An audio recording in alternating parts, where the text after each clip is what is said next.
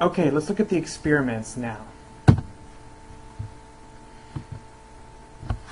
With this research report or research study, basically what you're doing is you're paying money to have a research organization do some very basic experiments for you. And one is an advertising experiment and one is a commercial team experiment. So for the advertising experiment, quite simply,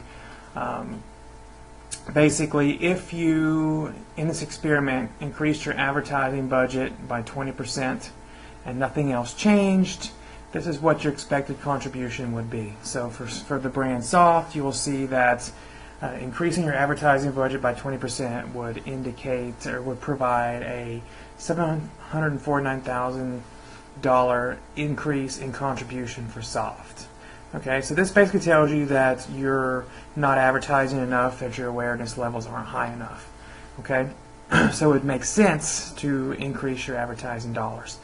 However, for Solo, you'll see a negative number, negative 136,000. So that basically tells you if you increase your advertising by 20%, for Solo, you're just throwing the money away.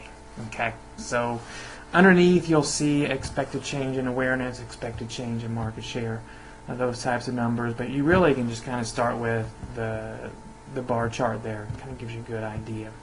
Okay.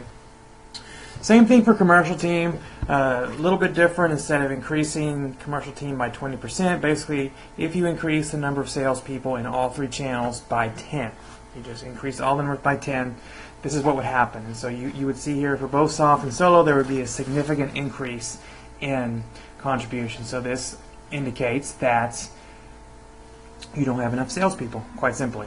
Okay, so good information here to help you determine am I spending enough money on advertising? Am I spending enough money on distribution? So it should help you make decisions related to those two areas.